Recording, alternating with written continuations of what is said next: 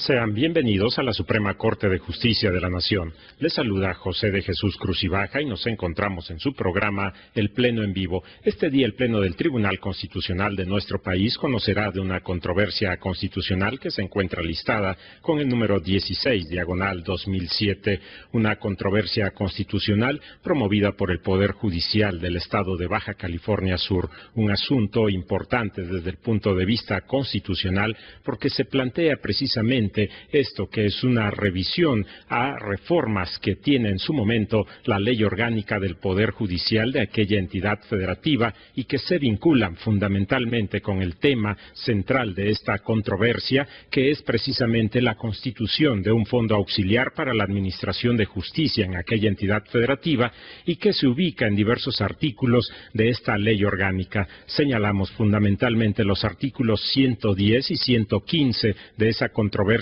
constitucional y que desde el punto de vista de quien promueve la controversia existe una violación a la Constitución política de los Estados Unidos mexicanos, fundamentalmente en lo que compete a los artículos 14, 16, 17, también artículos 115, 116 y 123 de la referida Constitución política de los Estados Unidos mexicanos. Este es el tema central de la controversia constitucional, la constitución de este fondo auxiliar para la administración de justicia en este artículo 110 y fundamentalmente el artículo 115, que es la aplicación, el destino de los recursos de este fondo para la administración de justicia en aquella entidad federativa. Sobre esto versará la controversia constitucional 16/2007, que fue publicada en aquella entidad federativa en diciembre del año 2006. Sobre esto estaremos platicando con ustedes en unos momentos más. En tanto, iremos a una pausa y volvemos con más comentarios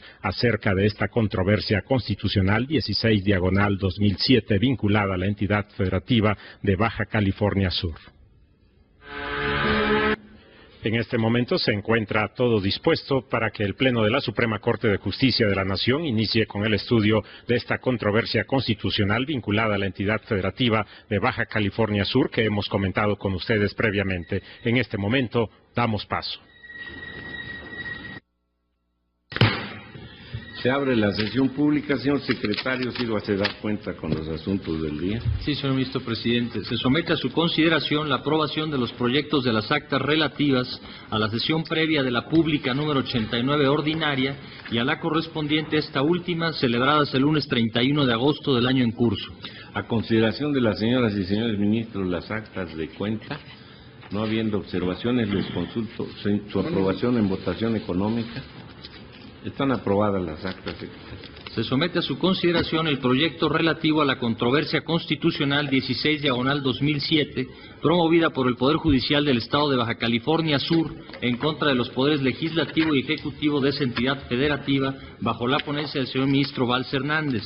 El proyecto propone: primero, es procedente y parcialmente fundada la presente controversia constitucional. Segundo, se reconoce la validez de la fracción primera del artículo 115 de la Ley Orgánica del Poder Judicial del Estado de Baja California Sur, contenida en el decreto 1650 de fecha 12 de diciembre de 2006, publicada en el Boletín Oficial del Gobierno del Estado el 31 de diciembre de dicho año. Tercero, se declara la invalidez de la fracción quinta en su porción normativa que señala, con excepción de los magistrados, y último párrafo del artículo 115 de la Ley Orgánica del Poder Judicial del Estado de Baja California Sur, contenida en el decreto 1650 de fecha 12 de diciembre de 2006, publicada en el Boletín Oficial del Gobierno del Estado el 31 de diciembre de dicho año. Y cuarto, publíquese esta sentencia en el Periódico Oficial del Estado de Baja California Sur y en el Semanario Judicial de la Federación y su Gaceta. Es costumbre de este Tribunal Pleno que ante la ausencia del ministro ponente, otro de los señores ministros asuma la ponencia y como en el caso el propio señor ministro Valls le pidió a la señora ministra Luna Ramos que asumiera esta ponencia, le consulto si está de acuerdo en esto, señora ministra. Señor, presentaría el asunto y diría algún avance que dio el señor ministro Valls respecto de él para hacer algunos cambios en el proyecto. Tiene usted la palabra, señor. Gracias, señor presidente.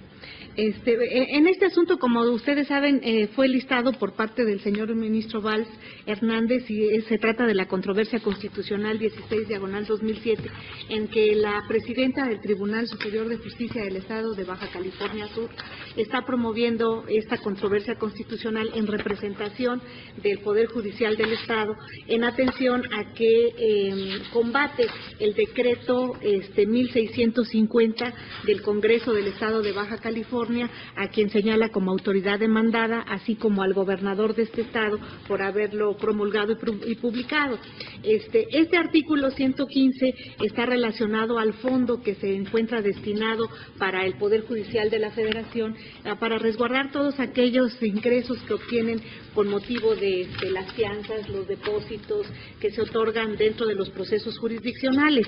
Y este artículo fue reformado en este decreto 1650, en su párrafo primero, en su fracción primera, se recorrió la fracción cuarta y se creó la fracción quinta, en la que se estableció también una reforma que es la que ahora vienen impugnando los magistrados de este tribunal. El artículo dice así: el patrimonio del fondo se destinará, la fracción primera dice, a reparar el daño cuando se dicte sentencia que así lo ordene, o cuando el indiciado o inculpado se sustraigan a la acción de la justicia, siempre y cuando se hubiese garantizado mediante fianza dicha reparación.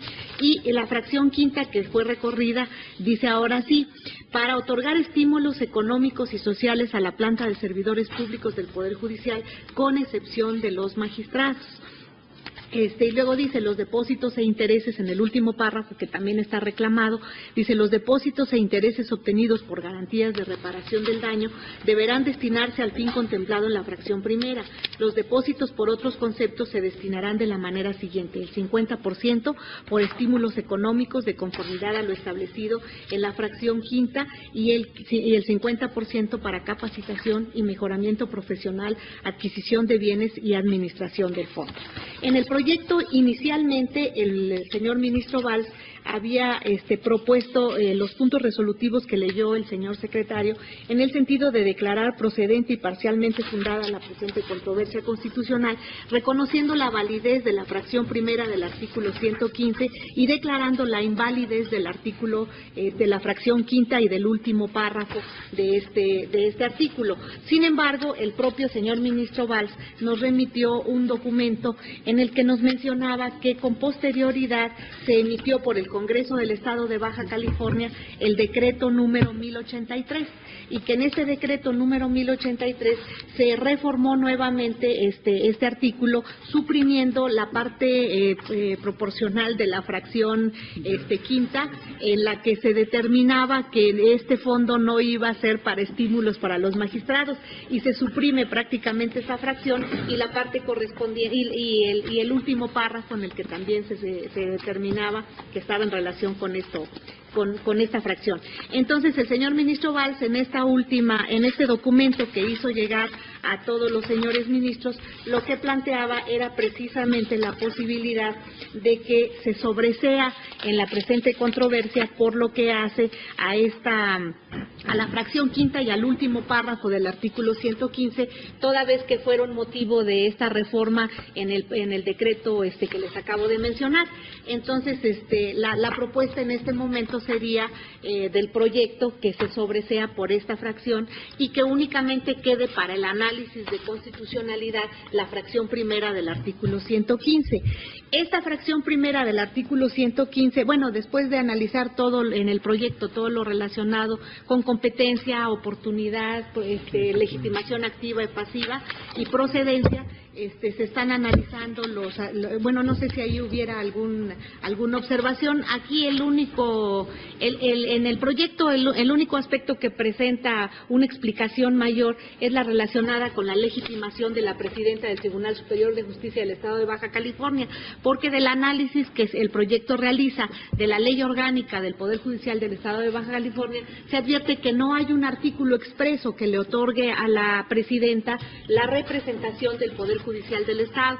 Sin embargo, se transcriben dentro del proyecto dos actas en las que una de ellas es designada representante por el propio Pleno del Tribunal Superior de Justicia y bueno, se transcribe la parte conducente de los artículos de la Ley Orgánica del Poder Judicial de ese Estado, en la que se dice que ella sí representa al Pleno del Tribunal Superior de Justicia. Entonces, con base en esto y con una interpretación que el proyecto hace del artículo 11 de la Ley Orgánica, del artículo 105 de la Ley de la Constitución, llega a la conclusión de que la Presidenta efectivamente está legitimada para la promoción de esta controversia constitucional. Ya en cuanto se refiere al fondo del problema, como decíamos, se acota prácticamente la litis de nuestro asunto exclusivamente a la fracción primera, puesto que se excluirían en el engrose del proyecto estos considerandos que están relacionados con la fracción quinta que ya fue que va a ser sobreseída y con el último párrafo de este artículo. Entonces los conceptos de invalidez relacionados con la fracción primera están referidos en primer término a que hay una violación de carácter procesal que aducen los magistrados, la Presidenta del Tribunal Superior de Justicia, en el sentido de que se viola el artículo 11, fracción 29, y del 108 al 121 de la Ley Orgánica del Poder Judicial de la Federación en relación con los artículos constitucionales 16 y 14 de la Constitución Federal, en virtud de que no fueron llamados al procedimiento legislativo cuando se estableció este decreto, siendo que ellos tienen iniciativa de ley en materia judicial. Sin embargo, el proyecto realiza un análisis de todos estos artículos, establece sobre todo transcribe todos los artículos de la Constitución que están relacionados con el proceso legislativo y determina pues que ninguno de ellos se le da intervención directa al Poder Judicial en estos casos y que por esa razón no hay una violación en este sentido. Otro concepto de invalidez está relacionado con que existe una falta de fundamentación y motivación respecto de la fracción primera, porque en realidad no se está determinando cuál es la razón para que en un momento dado se establezca la obligación de establecer que este fondo vaya para el pago de la reparación del daño. Este concepto se contesta diciendo pues que fundamentación y motivación en materia legislativa se cumple con los requisitos si es que el Congreso del Estado de alguna manera tiene la facultad para legislar en la materia y que además se determina la posibilidad de regular cierta conducta y se aplican todas las tesis que esta Suprema Corte de Justicia de la Nación ha emitido en materia de fundamentación y motivación legislativa. Por otro lado, se establece el último concepto de invalidez relacionado con con la fracción primera del artículo 115, en la que el Tribunal Superior de Justicia señala que se viola el artículo 14, 16, 20 y 116 de la Constitución, fracción tercera, porque dice que la fracción primera está fuera de contexto jurídico, ya que no puede obligar al Tribunal Superior de Justicia a que sin existir una sentencia previa se determine la responsabilidad del inculpado, tenga que obligársele a través del fondo al pago de la reparación del daño. El proyecto está analizando este concepto de invalidez y termina diciendo que de todas maneras sí puede en un momento dado cubrirse esa reparación del daño siempre y cuando se haya dictado la sentencia correspondiente y que en un momento dado esto sí obliga al inculpado al inculpado a este pago una vez que existió una sentencia condenatoria.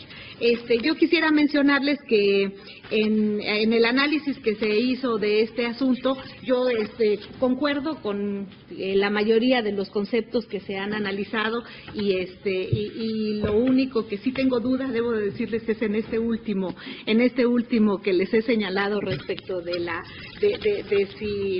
debe o no cubrirse esta cantidad por parte del fondo que en un momento dado se esté estableciendo. Creo, en mi opinión, que el concepto es fundado, pero como me haré cargo del engrose, quisiera primero que nada escuchar si los señores ministros están de acuerdo con los otros temas preliminares y con el análisis de los otros conceptos de invalidez, y en el caso de que no hubiera discusión con eso, sí me gustaría centrar la discusión en la última parte de este concepto de invalidez. Gracias, señor presidente. Gracias, ministra. Antes de poner a discusión el caso, le concedo la palabra al señor ministro Aguirre Anguiano, que la ha solicitado. Gracias. Perdón, yo quería intervenir en cuanto al fondo, no sé si en cuanto a le ruego entonces, señor ministro, que me permita transitar. Pondré a consideración del Pleno los primeros apartados procesales del asunto, que son la competencia, la oportunidad y la legitimación, con lo que nos ha explicado la ministra Unarán. En esto habrá intervenciones.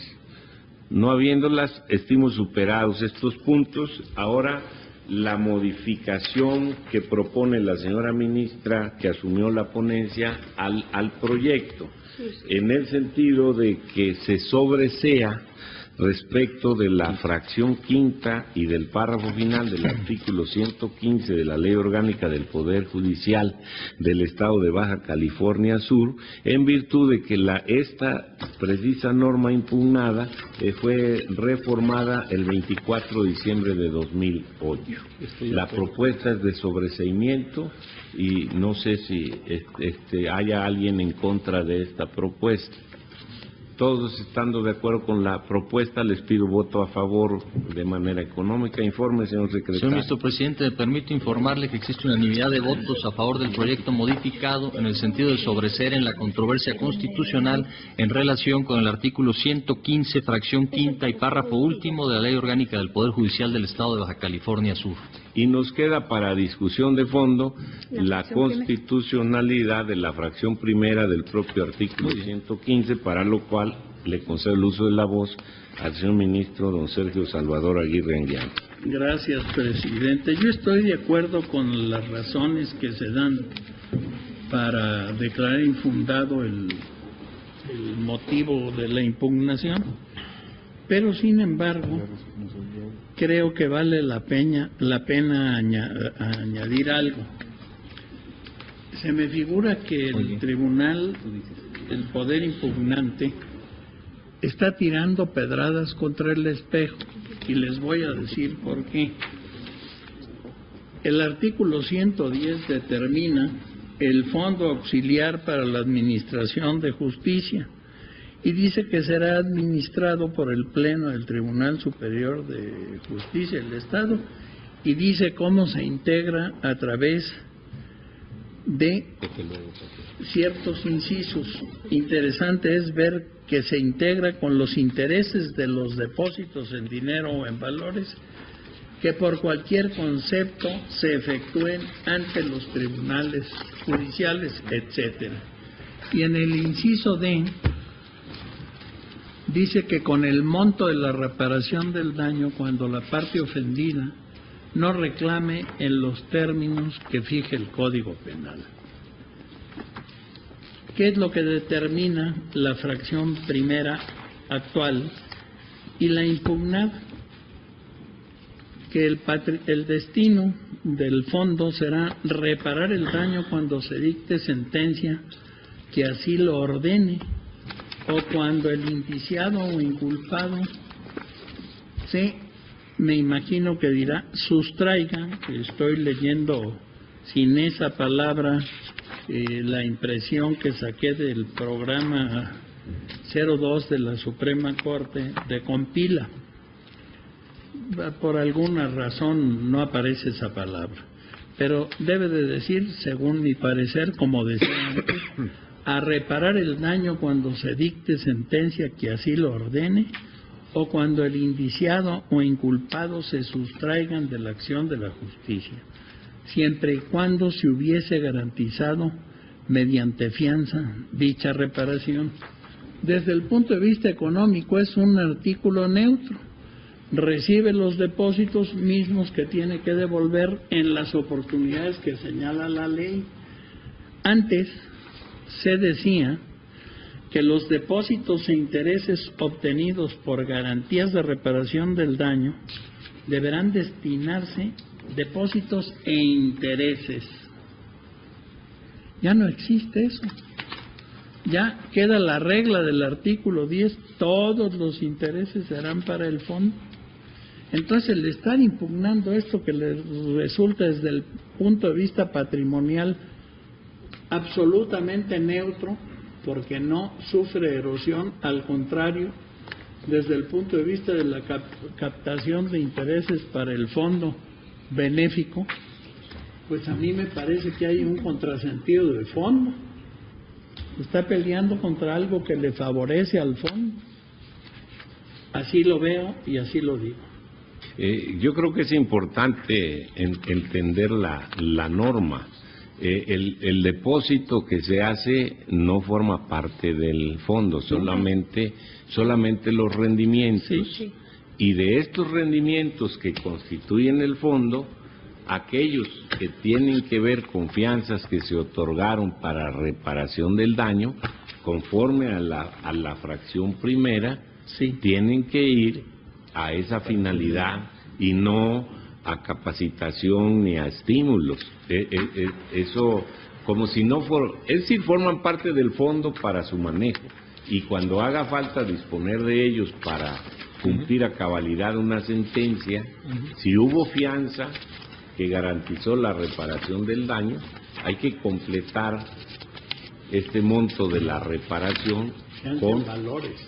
Con dineros del fondo.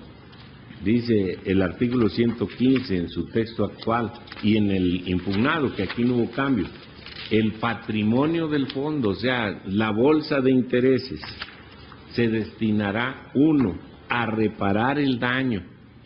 Ya no es la fianza que está directamente encaminada a la reparación del daño, sino los intereses que produjo esta fianza deben ir también a reparar el daño cuando se dicte sentencia que así lo ordene, o cuando el indiciado o el inculpado se sustraiga a la acción de la justicia, siempre y cuando se hubiera garantizado mediante fianza dicha reparación. Yo creo que la interpretación conforme pudiera ser en el sentido de que el monto de intereses que se utilicen sean los que haya producido la propia fianza que garantizó, no más allá, porque puede correrse el riesgo de que se repare un daño con descapitalización de otros rendimientos. Señor ministro Aguirre Andián. A ver, si se me permite, el depósito a título de fianza tiene que ser en dinero o en valores. Si es mediante un contrato, no puede ser parte del fondo una obligación pasiva de una institución de seguros a pagar. Entonces, esos recursos no se pueden disponer porque no ingresan al fondo. Este es un punto, y el artículo 110 habla de lo ingresado al fondo, de lo que constituye el patrimonio del fondo. Sería una obligación sin respaldo, con el respaldo consistente en una obligación a cargo de una compañía afianzadora. Yo pienso que esa lectura no es la correcta, pero pues bien, habrá que ver. Ministra Luna Ramos. Gracias, señor presidente. Cuando hice la presentación del asunto, les mencionaba que en el último concepto de invalidez yo tenía alguna duda, y va en relación precisamente con esta fracción primera, un poco con lo señalado por el señor ministro Aguirre Anguiano. Lo que pasa es que el concepto de invalidez, que está resumido en la foja 166 del proyecto, lo que dice es, ya que la referida, está diciendo que viola el 14, el 16, el 20, el 116, fracción tercera, y dice, ya que la referida fracción primera está fuera de contexto jurídico, ya que la misma no puede obligar al Tribunal Superior de Justicia del Estado a que, sin existir sentencia previa que determine la responsabilidad del inculpado, a través del Fondo para la Administración de Justicia repare el daño. Yo todavía voy más allá.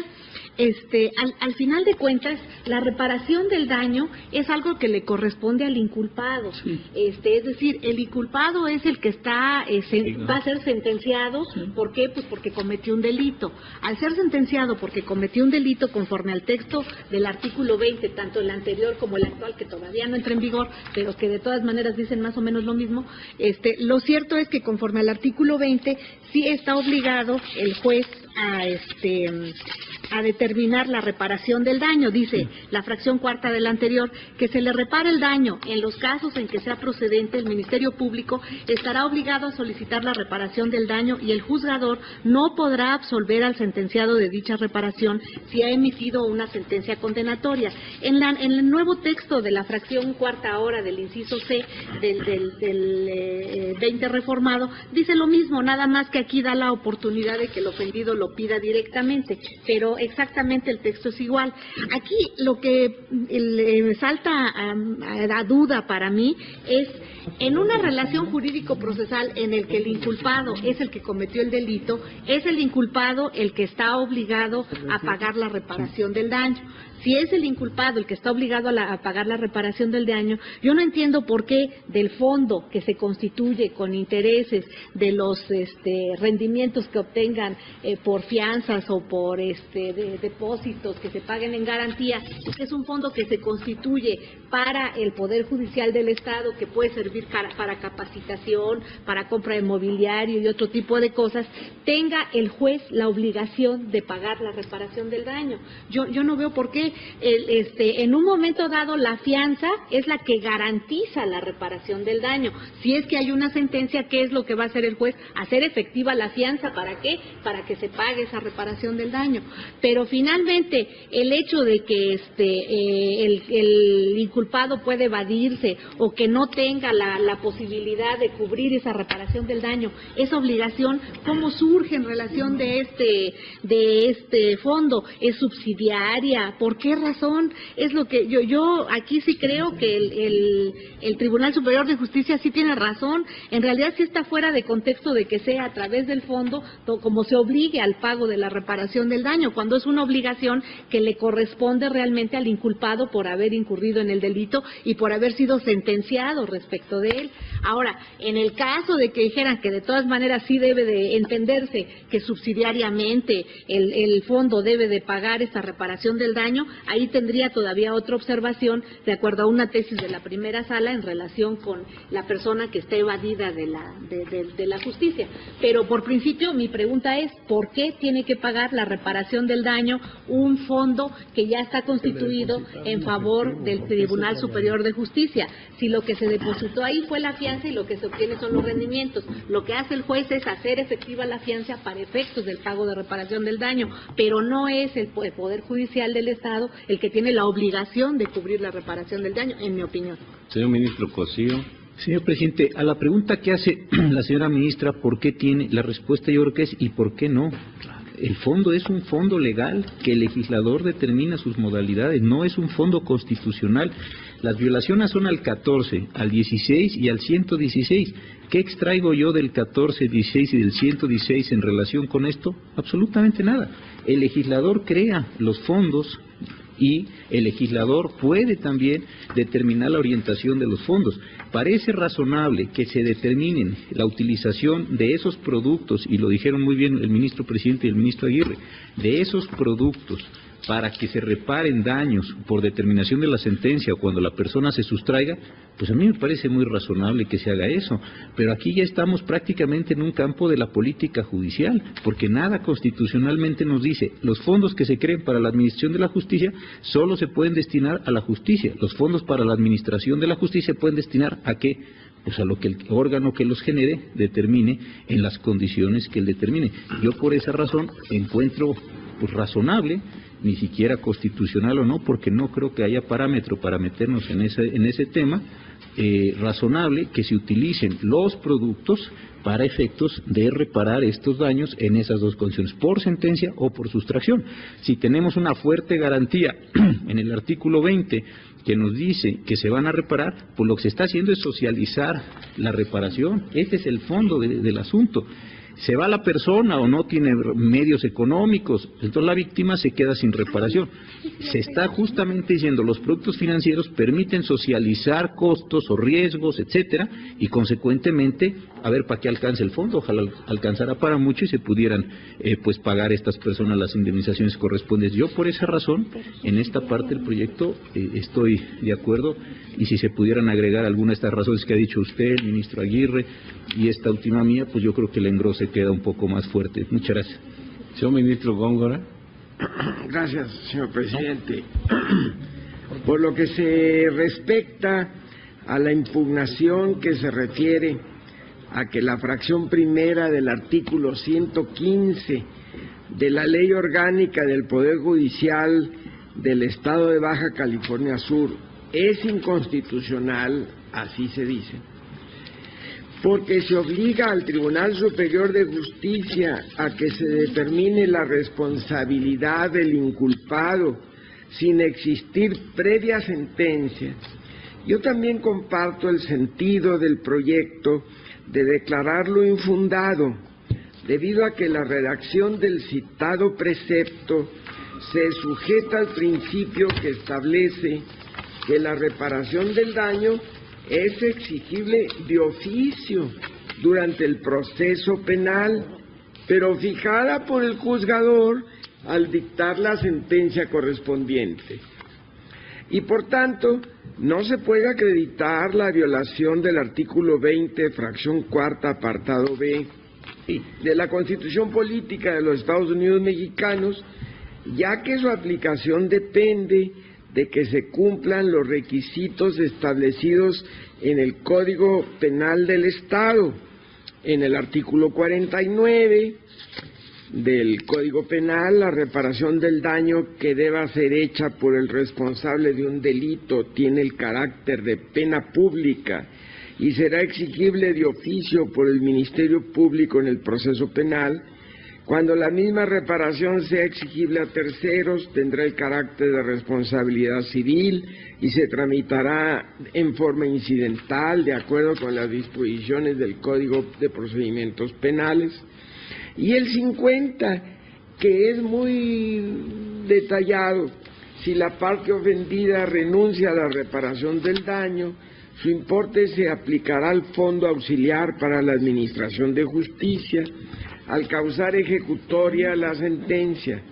Si no aparece ningún beneficiario en el caso de los delitos contra la vida, se condenará igualmente al inculpado, quedando disponible su importe por 1 año en favor de quien tenga derecho, y si vencido este plazo nadie lo reclama, se aplicará también al Fondo Auxiliar para la Administración de Justicia. La reparación del daño comprende, dice el artículo 51, la restitución de la cosa obtenida por el delito con sus frutos y accesiones y el pago en su caso del deterioro que hubiese sufrido. En fin, el 51 va al detalle de la reparación del daño en todas sus fracciones. También hay que tomar en cuenta el 52, los responsables del delito y los terceros civilmente obligados responderán solidaria y mancomunadamente por el importe de la reparación del daño, siempre que estos últimos sean demandados incidentalmente durante la instrucción y se trate de las personas a que se refiere el artículo 57. Y el 53, la reparación del daño material y la indemnización de perjuicios serán fijadas por el juzgador al dictar sentencia. Y aquí nos dice todos los puntos que deberá tomar el juzgador al dictar sentencia para la reparación del daño. Yo encuentro correcto el proyecto también. Bien, señor ministro Aguirre. Muchas gracias, señor presidente. A mí me parece muy correcta la conclusión del proyecto, cómo concluye. Pero yo pienso que el argumento más frontal es el que interpreta la ley como un sistema. Voy a tratar de explicarme de nuevo y a lo mejor digo algo que no había dicho. Fianza. Hay dos clases de fianzas donde recuerdo, las fianzas personales y las fianzas expedidas por compañía afianzadora autorizada. Ninguna de las dos tienen productos, ninguna produce intereses, salvo alguna modalidad pues un poco peculiar que nunca he visto en mi vida, en donde un juez determine una fianza con causación de intereses o incremento de capital. Esto nunca lo he visto, pero pues pudiera ser. Y pudiera ser también que alguna compañía afianzadora o algún individuo particular entrara al contrato de fianza judicial bajo esta tesitura. Regla general, las fianzas no tienen productos. Luego, si interpretamos como algunos de mis compañeros han interpretado esta fracción primera, debemos de entender que el titular de la fianza deberá ser el fondo, porque si no, ¿cómo se va a resarcir de lo que de su propio patrimonio formado por otras cosas le tenga que pagar al damnificado? No, la fianza está expedida a favor del damnificado para repararle el daño una vez que exista sentencia inconmovible. ¿Qué es lo que dice la ley? ¿Para qué es el fondo auxiliar? Es para la administración de la justicia. El capítulo 4 así lo determina, para la administración de la justicia, para ella misma, no para damnificados por razón de delito. Esta sería otra canalización plausible, ¿sí? ¿Quién se lo impide al legislador crear un fondo para esos fines? Nadie se lo impide, pero este fondo le dio el destino específico de que auxiliara la administración de la justicia. Es el nombre del capítulo 4. Es administrado por el Pleno del Tribunal Superior de Justicia del Estado y se integrará con los intereses de los depósitos en dinero o en valores, etcétera. El contexto del artículo impugnado era la fracción primera como la conocemos, pero luego viene el párrafo final, el que ya se suprimió: los depósitos e intereses obtenidos por garantías de reparación del daño. ¿Qué quiere decir esto? Las garantías de reparación del daño pueden ser dinerarias. No se trata de un pago bajo protesta, se trata de un entero de dinero a modo de garantía de reparación del daño. Yo pienso que en un lenguaje no muy apropiado, esto es lo que se trató de situar en la fracción primera. Esto es lo que trató de decirse en la fracción primera. Y se le dijo implícitamente: estos recursos, incluidos los intereses, se deben destinar al fin contemplado en la fracción primera. Para mí este es el punto. Hoy, en la nueva ley, ya nos explicó la señora ministra que se suprimió este último párrafo y quedó la fracción primera tal cual. Yo digo, es correcta, es constitucional, pero hay que leerla en la forma en la que estoy leyendo, porque si no le estamos dando una puñalada probablemente mortal al fondo, de que vaya a tener que sacar los recursos que con tantos esfuerzos juntó de otros conceptos para reparar el daño a las víctimas. Gracias, presidente. Señor ministro Fernando Franco. Gracias, señor presidente. Bueno, la duda que tuvo la ministra, yo en principio también la tuve. ¿Por qué?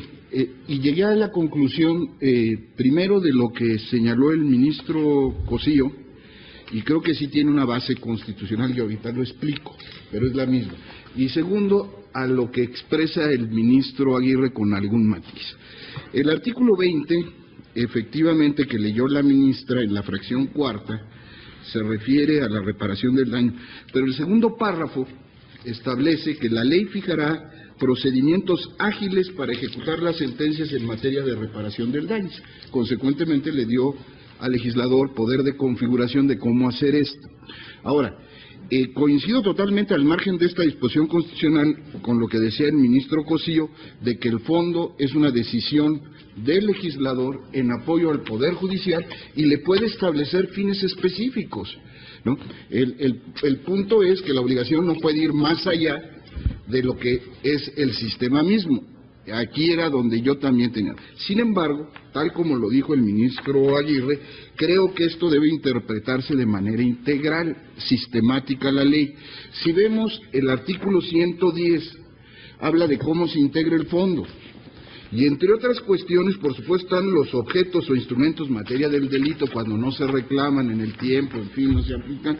Y luego también en el inciso D, con el monto de la reparación del daño cuando la parte ofendida no la reclame en los términos que fija el Código Penal. Es decir, ahí hay una parte que integra el fondo, ¿verdad?, que tiene que ver específicamente con esto. Hasta donde sé, no se derogó ni abrogó el último párrafo del 115, se dejó intocado. Hasta donde sé, ahorita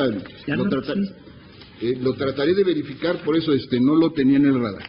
Pero si fuese así como yo creo que sigue vigente el último párrafo, precisamente entiendo que lo que quiso el legislador fue limitar la disposición de fondos respecto de... Aquí me está pasando el ministro Aguirre y sí, efectivamente, por reforma de 2008, parece ser que se suprimió el último párrafo. Entonces, tiene toda la razón. Aún así, creo que sigue pudiéndose interpretar perfectamente, sistemáticamente, ¿no?, en el sentido de que esto será en tanto, obviamente, el fondo pueda responder de eso. Evidentemente, como la fracción primera condiciona esto a que esté debidamente afianzado la responsabilidad, pues evidentemente esa cantidad se recuperará en un momento dado, tarde o temprano. ¿Por qué? Porque el inculpado no queda liberado de su responsabilidad porque de este fondo se pague la reparación del daño para cumplir con el imperativo constitucional de establecer procedimientos ágiles para que esto se haga en protección de la víctima o de los ofendidos. Consecuentemente, yo creo que interpretando sistemáticamente, como lo señalaba el ministro Aguirre, y haciendo las precisiones correspondientes, se puede sostener perfectamente la constitucionalidad del precepto. Yo quiero comentar, señores ministros, el Poder Judicial de la Federación, a través del Consejo de la Judicatura, maneja también un fondo de apoyo a la justicia federal. Y tengo perfectamente claro que los dineros de este fondo no son parte del presupuesto del Poder Judicial, tienen un destino específico que el legislador les quiso determinar.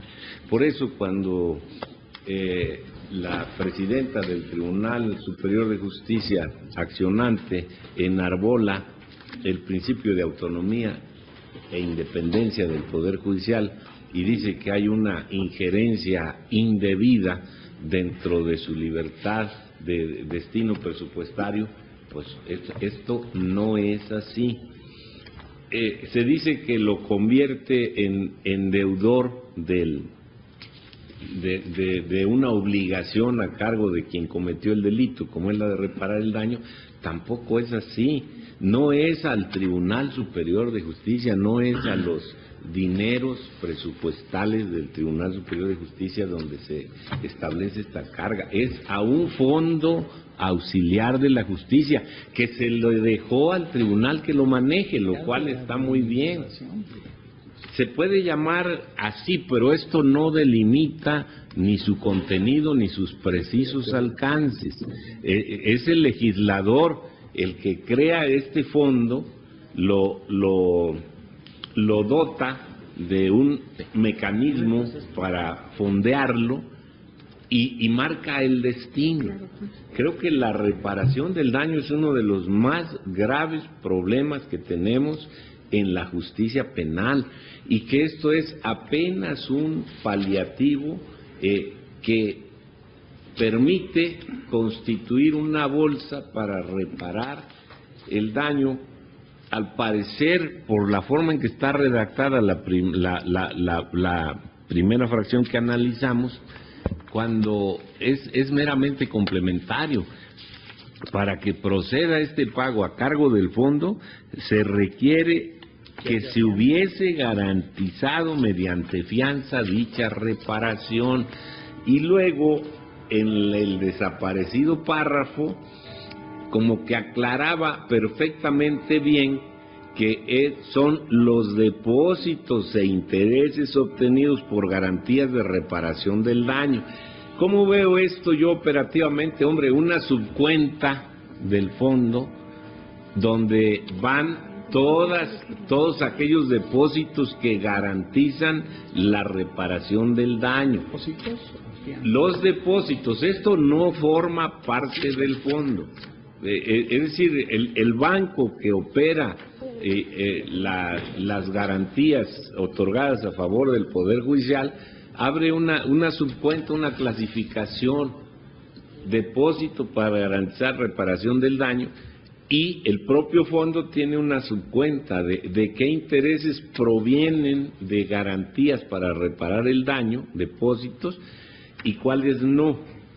Las que quedan relativamente al principio de libre administración para cumplir los otros fines, como son sufragar los gastos de administración del fondo, adquisición de bienes para los órganos de administración de justicia, capacitación y otorgamiento de estímulos, son los rendimientos de depósitos que no tienen que ver con reparación del daño en materia penal.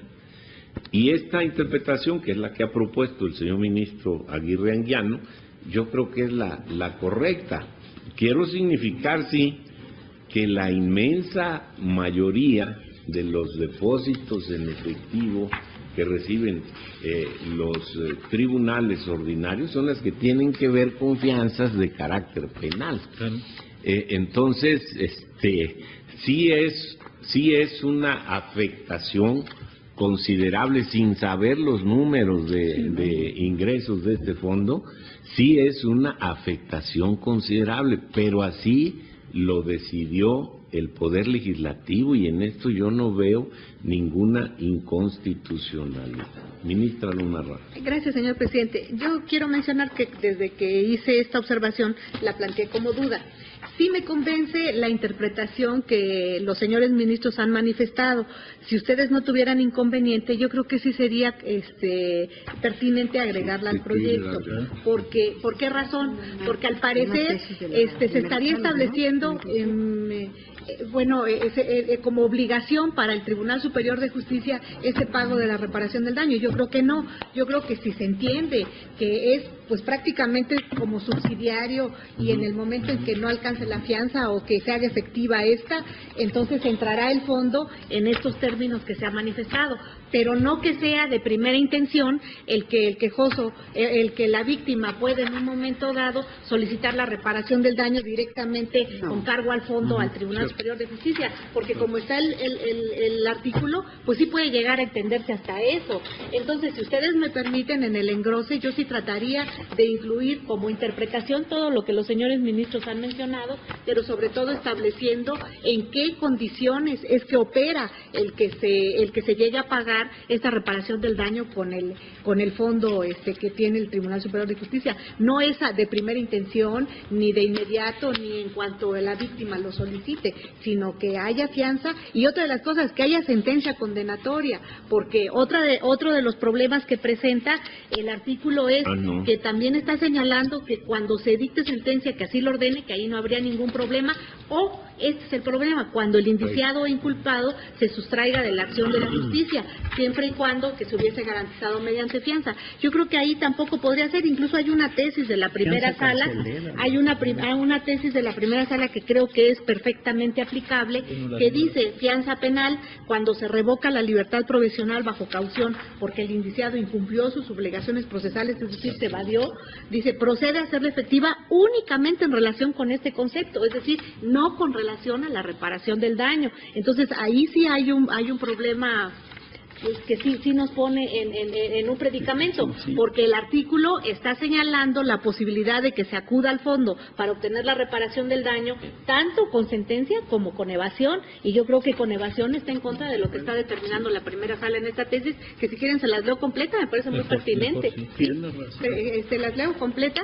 Dice, de lo dispuesto en el artículo 20, apartado A, fracción primera de la Constitución Política de los Estados Unidos Mexicanos, se advierte que todo inculpado tiene derecho durante la averiguación previa y en el proceso judicial a ser puesto en libertad provisional bajo caución inmediatamente que lo solicite y siempre que se satisfagan diversos requisitos legales, entre otros, que se garantice el monto de la reparación del daño, el de las sanciones pecuniarias que puedan imponérseles y la caución relativa al incumplimiento de las obligaciones procesales. Ahora bien, cuando se revoca la libertad provisional por el incumplimiento de las obligaciones a que se sujetó el procesado, la caución que se otorgó para gozar de tal beneficio deberá hacerse efectiva únicamente respecto del monto relativo al cumplimiento de las obligaciones derivadas del proceso, es decir, no a la reparación del daño. Ello es así toda vez que por elemental lógica el incumplimiento de una obligación derivada de la causa propicia de reaprehensión y hace efectiva la garantía exhibida, pero solo por ese aspecto y no respecto a los conceptos diversos, tales como la reparación del daño y la multa, los cuales constituyen sanciones que se imponen hasta que se dicte la sentencia correspondiente y se elucida que se llevó a cabo una conducta que constituye un delito por parte del procesado, de tal manera que si el artículo 115 dice que el fondo puede pagar la reparación del daño cuando haya sentencia o cuando el indiciado o inculpado se sustraiga de la acción de la justicia, pues yo creo que aquí sí hay un problema muy serio, porque entonces estamos en contradicción con lo dicho con este criterio que en lo personal a mí sí me parece pertinente. Señor ministro Gudiño. Sí, yo tengo muchas dudas respecto a si podemos en esta controversia constitucional establecer cómo debe interpretarse el artículo. Simplemente nos está preguntando si es constitucional o no. La interpretación conforme se justifica cuando interpretado de una manera sería inconstitucional, pero interpretado de otra sería constitucional. En este caso, las dos interpretaciones son constitucionales y no se nos ha planteado eso. Yo creo que además hay una tendencia grande a hacer al Estado corresponsable del pago de la indemnización por la comisión del delito. Yo creo que no es dable que este pleno le imponga o le señale cómo debe interpretar su artículo. Simplemente es constitucional o no es constitucional. La interpretación conforme, repito, es cuando es de acuerdo con esa interpretación sería constitucional y de acuerdo con otra sería inconstitucional. En este caso, cualquiera que sea la interpretación, como ya lo dijo el ministro Cosío y el ministro Franco, es constitucional. Por otro lado, tampoco considero que sea aplicable la tesis de la primera sala, porque la tesis de la primera sala está analizando legalidad, no constitucionalidad. La tesis de la primera sala está diciendo, dentro del sistema legislativo, esto debe garantizarse, la fianza debe operar de determinada manera, pero dentro del sistema, si el sistema que establece el precepto analizado es ese o es otro, eso es independiente, pero no podemos tomar para analizar constitucionalidad una tesis que ha sido emitida en materia de legalidad. Por eso yo estaré con el proyecto tal como está redactado. Yo debo decir, no participo de lo que acaba de expresar. Perdón, pidió la palabra el ministro Cosío. Muy brevemente, señor presidente, estoy en la página 92 del proyecto y las impugnaciones que se hacen son por el 14 y el 16, por retroactividad, y después por algo que dice la síntesis, porque se transgrede la fracción tercera del 116, porque se va a privar al Poder Judicial de los recursos que tiene para proveer su subsistencia. Yo creo que si partimos, en primer lugar, de que es un fondo de configuración legal pura y dura, y dos, de que, y usted lo distinguía muy bien, señor presidente, en cuanto al presupuesto, que sobre eso sí hay autonomía, etcétera, y a un fondo de construcción general, etcétera, yo también creo que nos podríamos limitar en este momento a decir no es inconstitucional la fracción primera por la sencilla razón de que ni afecta retroactividad ni división de poderes. ¿Cómo va a ser la mecánica? Pues yo no sé, el ministro Góngora leyó varios artículos muy importantes del Código Penal, cómo venían las reparaciones, etcétera. Yo creo que la verdad meternos hasta allí haciendo una interpretación conforme, la interpretación conforme tiene toda la razón, ministro Gudiño, la hacemos nosotros y cualquier otro de los tribunales que utiliza la misma técnica para salvar la constitucionalidad del precepto. Pero pues aquí la constitucionalidad, a mi parecer, es bien obvia, ¿no? ¿Se afecta a tus recursos presupuestales? No. ¿Se te afectó la división de poderes? No. ¿Se te afectó la retroactividad? Tampoco. Pero si el debido proceso. A ver, quisiera yo manifestarme en desacuerdo con la aplicación de la tesis a la que dio lectura la ministra Unarramo. No se trata aquí de mandar a hacer efectiva una fianza. Quizá el juez del proceso está impedido para mandar a hacer efectiva la fianza que otorgó el inculpado y luego se dio a la fuga. Aquí lo que se trata es la finalidad de atender a la víctima del delito. Y entonces, de lo que se va juntando en este fondo, si el procesado se da a la fuga, lo que pase con el proceso es otra cosa.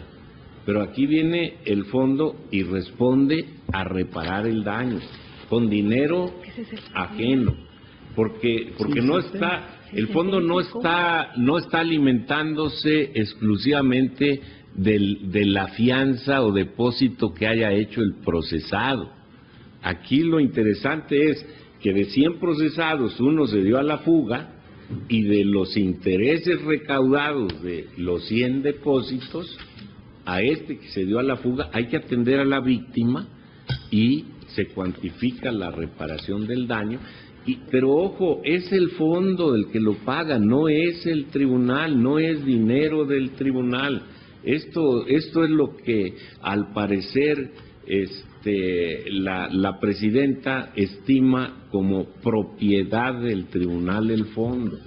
Y este fondo bien se pudo haber determinado por el legislador que lo manejara un tercero. Y no pasa nada, no hay inconstitucionalidad. Qué bueno que está en manos del tribunal y qué bueno que una parte del fondo se destine para las otras finalidades propias de la Administración de Justicia. Pero para mí esto es muy importante. No va a depender de que se haga efectiva la fianza para que surja la obligación del fondo de enterar ¿hasta dónde paga el fondo? Pues hasta donde tiene fondos, no puede pagar más allá. Que la condena es a 100 y solamente tengo 10, pues te doy 10 y cuando tenga yo más te iré dando, si es que así sucede. Señor ministro Silva Mesa. Gracias, presidente. Yo he estado escuchando con muchísima atención todos los planteamientos que han hecho en un sentido y en otro, ampliando, complementando, pero la última participación del ministro Cosío es lo que a mí me ha estado llamando la atención. Si nos constreñimos exclusivamente a los motivos que se duelen los accionantes, vamos a encontrar que de 14, 16 y 116, y esos están, desde mi punto de vista, plenamente resueltos y de manera satisfactoria para mí en el tema de constitucionalidad. Sí, se pueden agregar muchas cosas, inclusive se poner muchísima especulación en relación con el 20 constitucional en los dos aspectos, la fianza, los derechos para obtenerla, la situación del ofendido, la orientación que hay en relación lo que se ha dicho de establecer procedimientos ágiles que garanticen la pronta reparación del daño, la suficiencia, etcétera. Todo eso se puede poner, pero en el tema concreto que se ha ido planteado por el Tribunal Superior de Justicia del Estado y de lo que se duele de la descapitalización, de que sus ingresos son afectados, de que se aplicará en forma retroactiva, está creo, debidamente solventados con apoyo constitucional, como se hace en el proyecto, y yo estaría de acuerdo con eso, en tanto que yo creo que eso es más que suficiente para dar una respuesta constitucional al nivel de la pretensión que se tiene por parte del accionante. Gracias. Ministra Luna Ramos. Gracias, señor presidente. Yo creo que no solamente son retroactividad y fundamentación y motivación. Si ustedes van a la página 166, el concepto de invalidez es otro. Contra la fianzadora. Está esperando la ministra que termine su diálogo. Sí. Perdón. Sí, ¿ya? ¿Puedo continuar? Gracias. Perdón. Entonces, lo que les quiero decir es, no solamente son esos conceptos los que se están haciendo valer, yo les pido que vayan a la hoja 166. El concepto de invalidez dice 14, 16, 20, 116, fracción tercera, pero aquí no se está refiriendo a que si les quitan del fondo, que si esto le corresponde al tribunal, no. Lo que está diciendo es, ya que la referida fracción primera está fuera de contexto jurídico, ya que la misma no puede obligar al Tribunal Superior de Justicia del Estado a que sin existir sentencia previa, este es el concepto, a que sin existir sentencia previa que determine la responsabilidad del inculpado, a través del fondo se le obligue a pagar la reparación del daño. Este es el concepto. Es que aquí es donde el tribunal se siente dueño del fondo. Al tribunal no lo obliga a nada. Hay un fondo que es distinto del tribunal. ¿Cómo se integra este fondo? Con los depósitos de los propios justiciables, los rendimientos son los que dan capital al fondo. El legislador dice, aunque no haya sentencia, si el inculpado se dio a la fuga, repara el daño. No tiene nada que ver con el proceso. Hay un inculpado en el proceso que está prófugo, puede haber órdenes del juez para su recaptura, puede haber órdenes del juez para que se haga efectiva la fianza y en su momento, estando ya reparado el daño, si se cobra la fianza, pues se enviará al fondo otra vez. Pero es una figura completamente diferente a la estructura propia del tribunal. Cuando se ve como parte del Tribunal Superior de Justicia, pues sí dice, se meten conmigo, interfieren en mi esfera, violan autonomía e independencia. Imaginemos por un momento que se dijera, este fondo estará a cargo de una junta ciudadana. ¿Cuál sería el problema? Constitucionalmente ninguno. Y si a la junta ciudadana le dicen, cuando se dé a la fuga un individuo, tú pagas la reparación del daño. Pues voy y pago. Eso es todo. Yo nada más ahí, perdón, bueno, creo que la ministra había pedido la palabra antes. Sí, lo que pasa es que pienso que la tesis de la primera sala no es aplicable estrictamente a este artículo, a esta fracción del 115 del patrimonio del fondo. ¿Por qué? Porque la tesis de la primera sala estrictamente está hablando de garantizar las obligaciones procesales mediante la fianza. Aquí, bueno, para mí, el tema es muy claro, se repara el daño cuando existe sentencia o cuando el indiciado o inculpado se sustraiga a la acción de la justicia. Es reparación del daño, no es garantizar ningún tipo de obligación procesal de acuerdo con la tesis de la primera sala. Es una diferencia muy clara. El artículo está haciéndose cargo de que si se sustrae o hay sentencia, de todas maneras hay posibilidad de la reparación del daño. Así leo yo el artículo. Ahora bien, y aquí en corto estábamos comentando con el señor ministro Silva Mesa, desde mi punto de vista, hay manera de repetir en contra de la fianzadora, porque la última parte de esta fracción dice, siempre y cuando se hubiese garantizado mediante fianza dicha reparación. Para mí, esta última parte del artículo significa que hay una posibilidad de que el tribunal repita contra la fianzadora por dicha reparación. Esa es mi interpretación y así estoy yo leyendo el artículo. Por eso, desde mi punto de vista, no es aplicable la tesis de la primera sala a este artículo. Gracias, presidente. Ministra Luna Ramos. Gracias, perdón, señor presidente. Sí, yo estoy de acuerdo en lo que usted menciona de que no es el tribunal el que lo va a pagar, así como lo establece en su concepto de invalidez. O sea, no, es el fondo el que en un momento dado lo va a pagar y cómo se está estableciendo por el legislador. Y coincido con lo que usted y los otros ministros han dicho de que se le está dando en la administración y que podría bien ser un tercero el que lo administra. Yo estoy de acuerdo con eso. Lo que a mí me salta no es que lo pague el fondo o que lo pague el tribunal, no. Lo que a mí me salta en esto es que sin haber sentencia se obligue a la reparación del daño. ¿Por qué razón? Porque no se ha determinado si esa persona es o no culpable.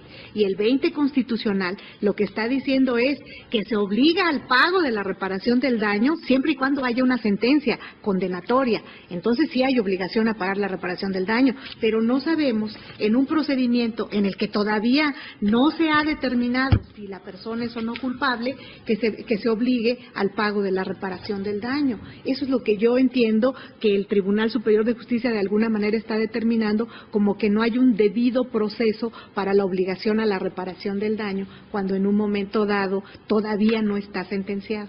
Ahora, en cuanto a la tesis de la primera sala, me queda clarísimo que a lo que se estaba refiriendo era exclusivamente a determinar si se hace o no efectiva la fianza.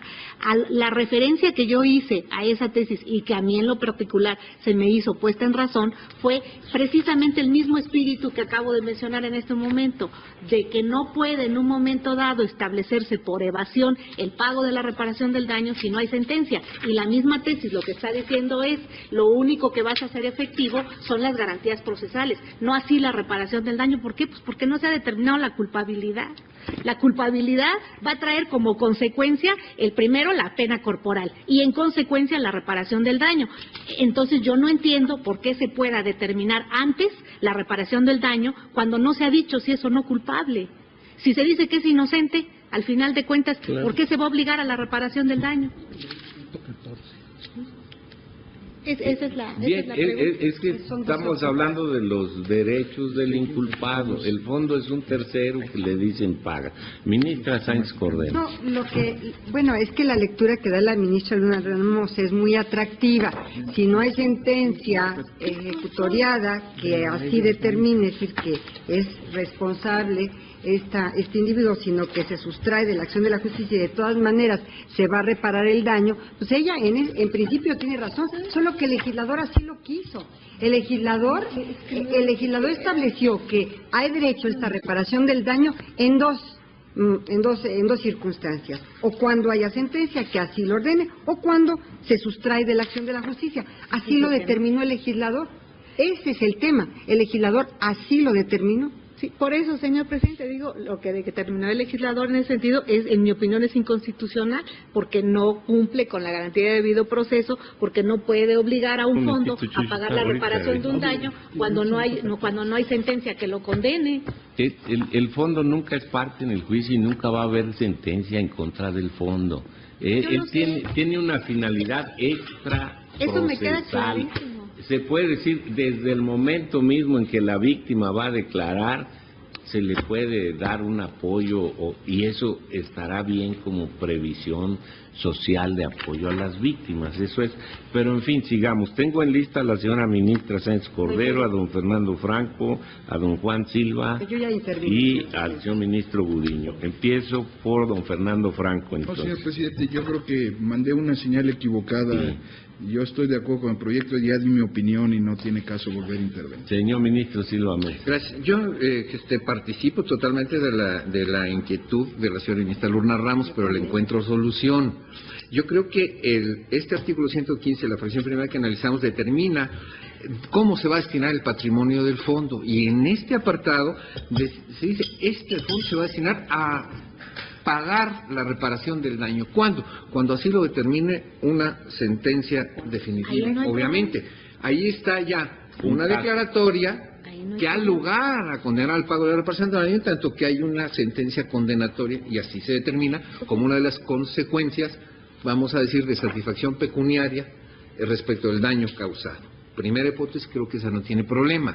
La segunda, o cuando el inculpado se sustrae de la acción de la justicia, aquí es la que nos da problema, pero nos puede dar la sustracción de la justicia, inclusive habiendo sentencia condenatoria, ¿sí? En tanto estando esta sub judice.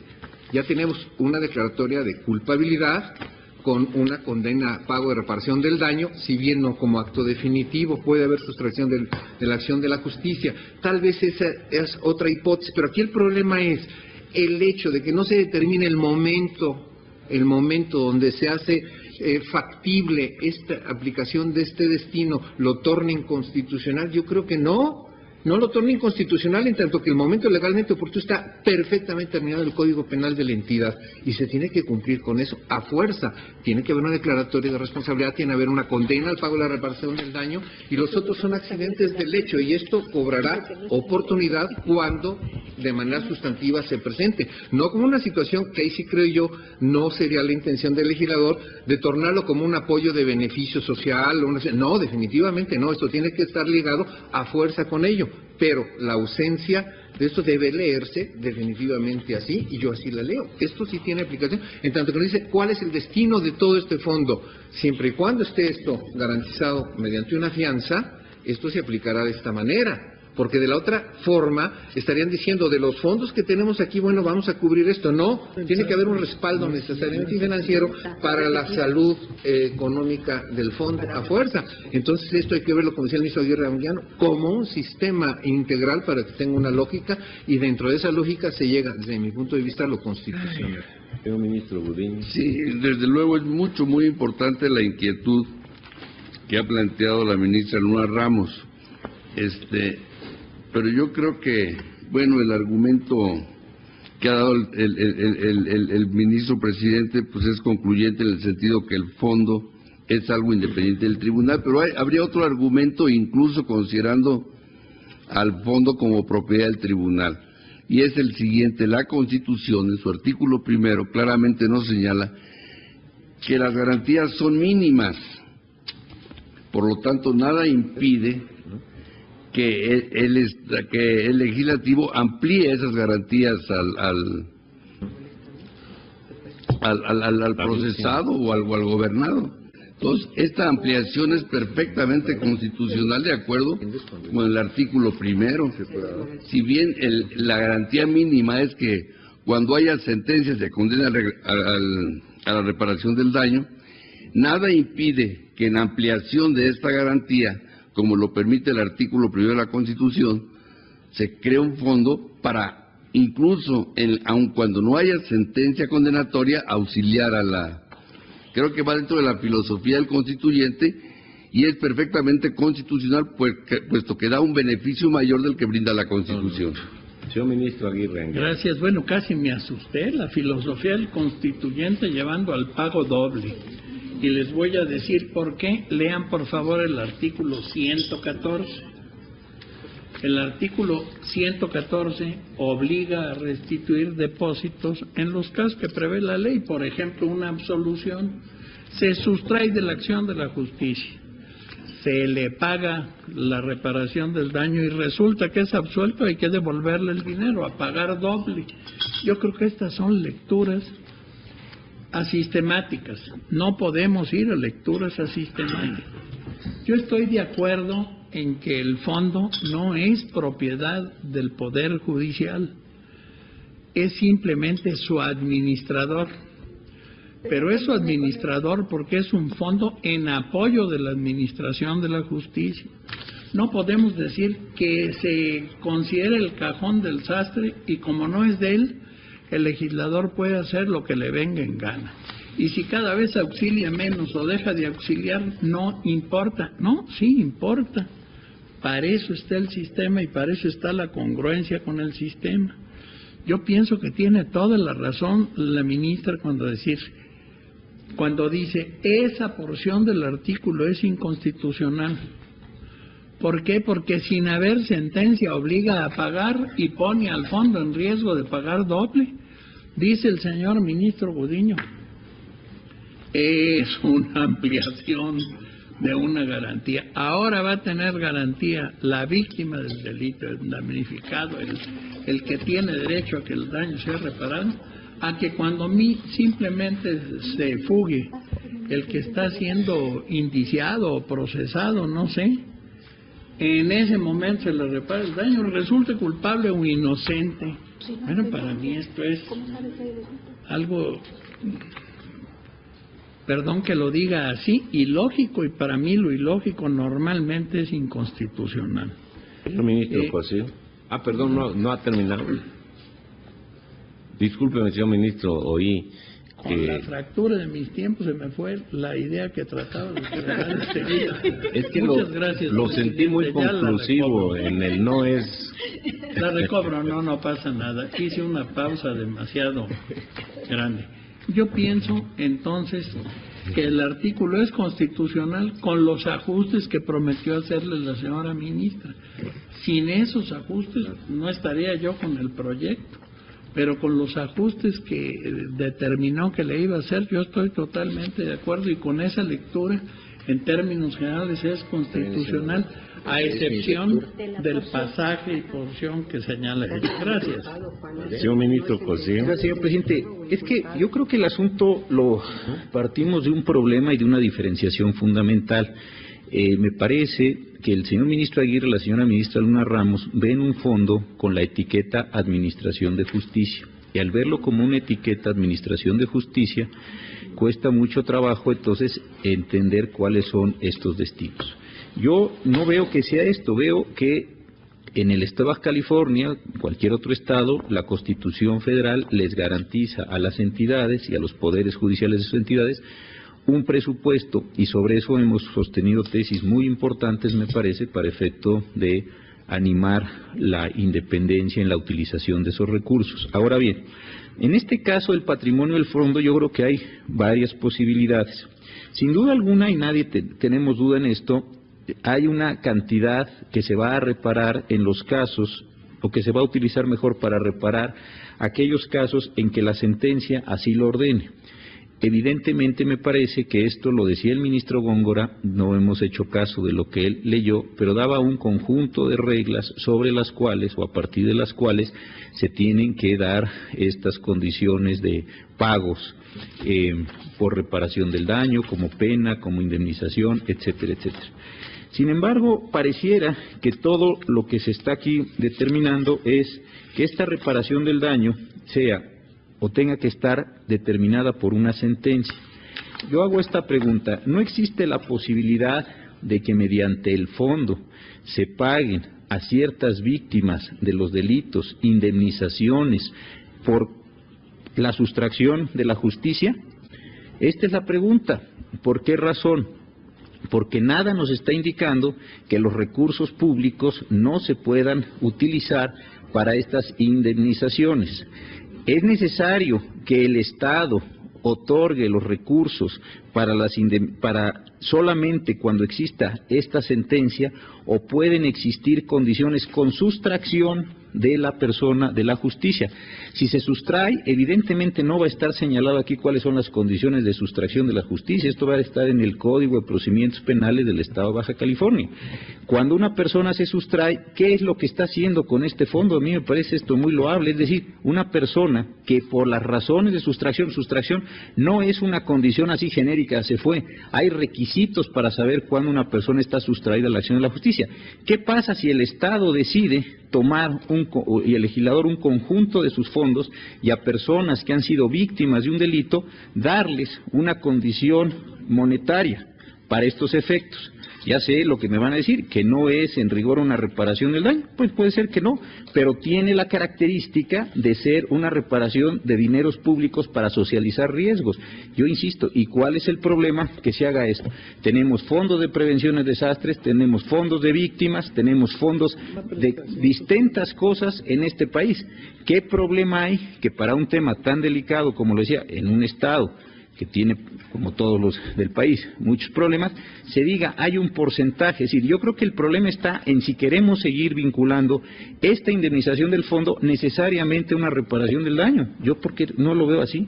Simplemente me parece que el legislador dice, del fondo que te estoy generando, con estos depósitos y estas fianzas y estas garantías y estos intereses, cuando tengas una sentencia, pagas.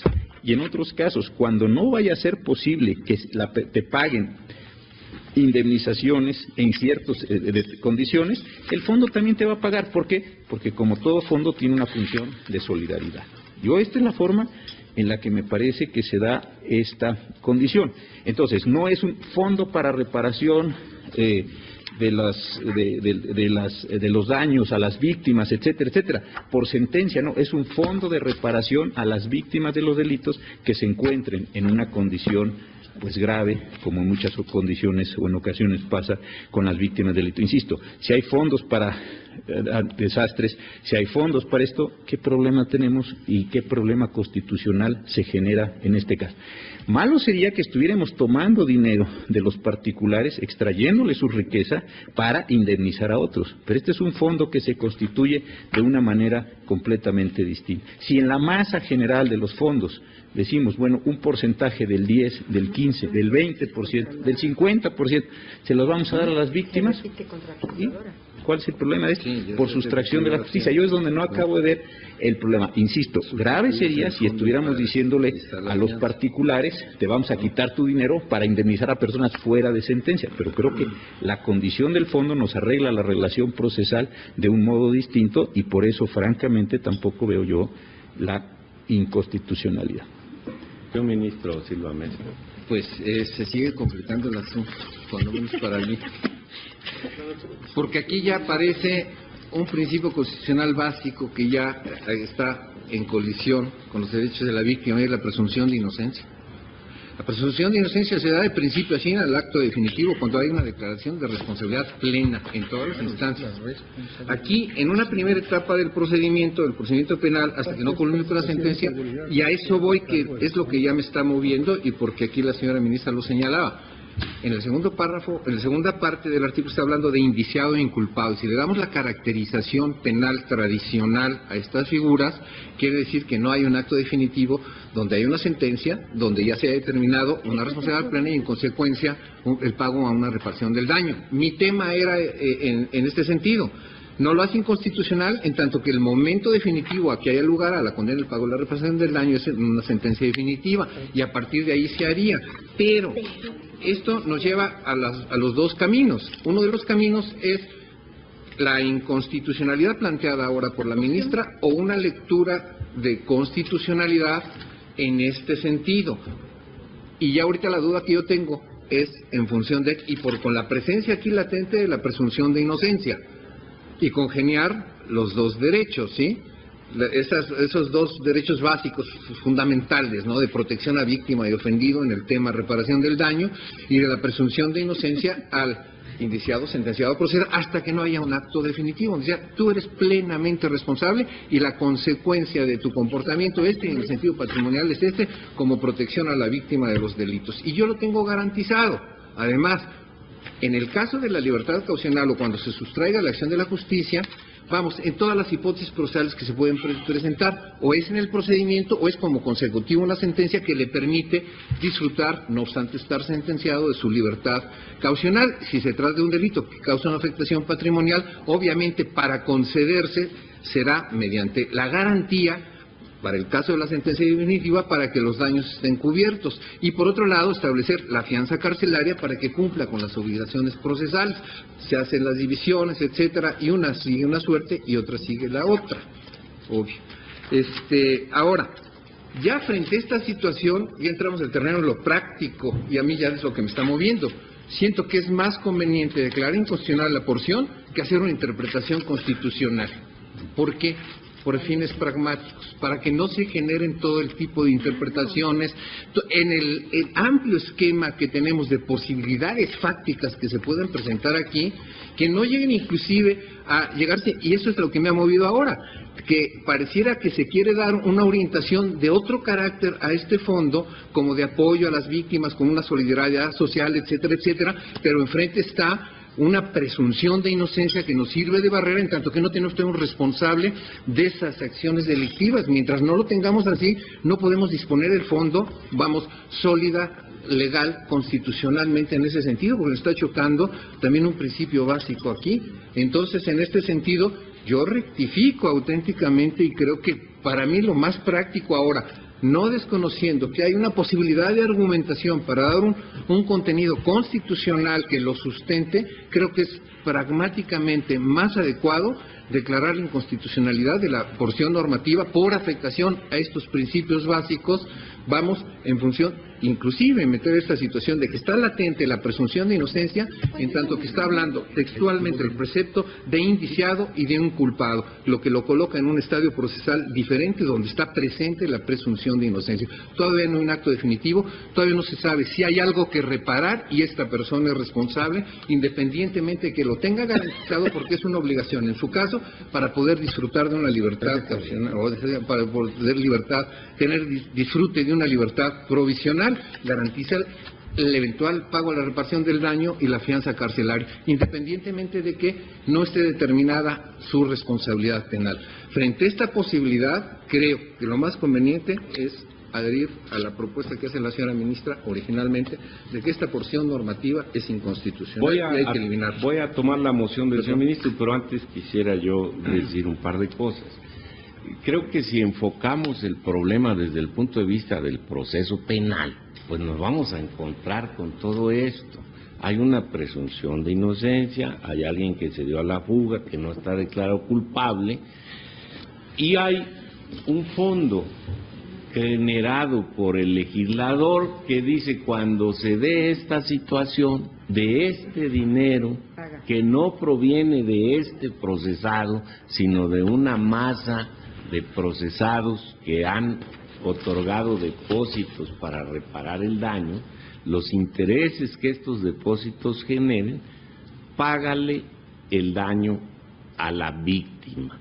Ahora bien, esto no tiene nada que ver con el proceso penal. Al final puede resultar que nunca se encontró o que se reanudó el proceso y queda absuelto.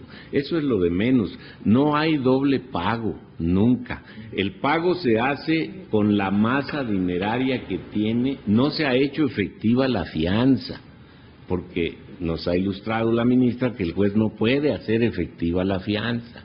Entonces solamente se reparó el daño a la víctima. Si después aparece este señor, se reanuda el proceso y sale absuelto, le devuelven su fianza. Y si el fondo considera que es el caso de repetir contra la víctima por un pago indebido, podrá hacerlo.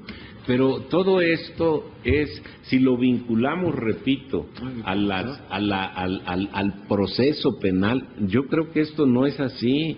Pudo decir otra cosa la disposición, como decir, por ejemplo, con la presentación de la denuncia, si hay elementos suficientes para ver que hubo un delito y que hay que reparar daño, puedes dar un apoyo, lo que sea.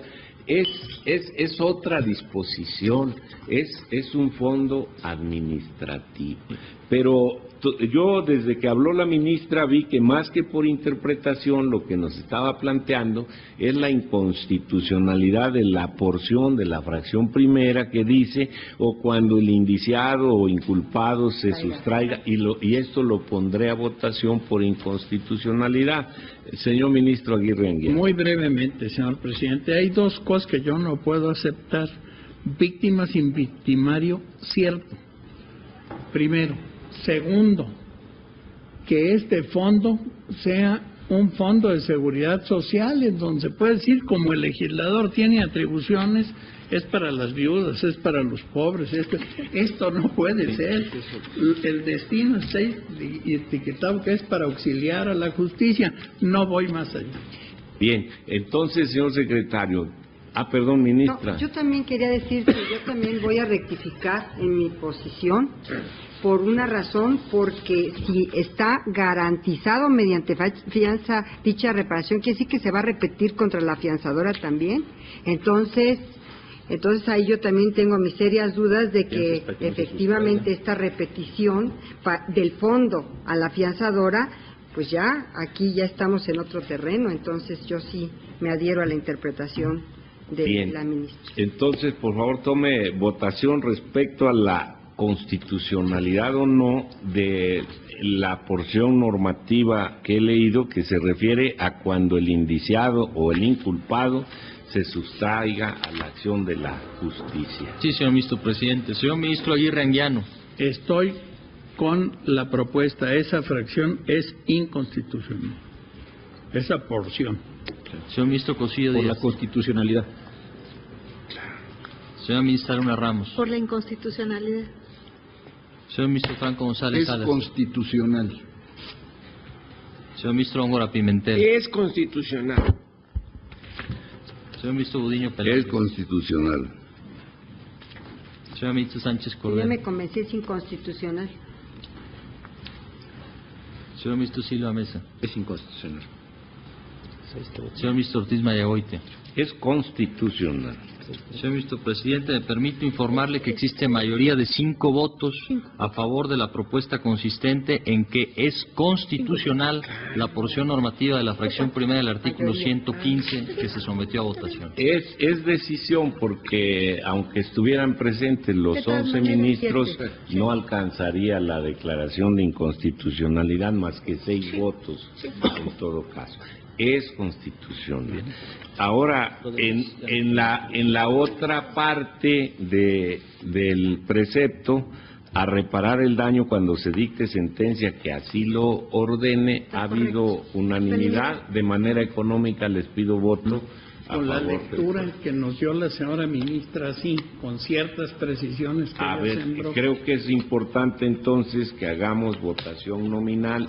Ya dijeron algunos señores ministros que sin ninguna interpretación, tal como está el proyecto, están a favor del proyecto. Quienes quieran hacer modalidades, pues exprésenlas por favor al emitir el voto. Señor presidente, una aclaración, que las aclaraciones que anunciamos no eran en relación de lo que ya se declaró constitucional. ¿Quiere que cuál otra sería la aclaración? No, era la primera parte cuando se establecía que es nada más aclarar qué tipo de fondo es para determinar que no forma parte del presupuesto del perfecto, gracias, del Tribunal señor. Superior de Justicia.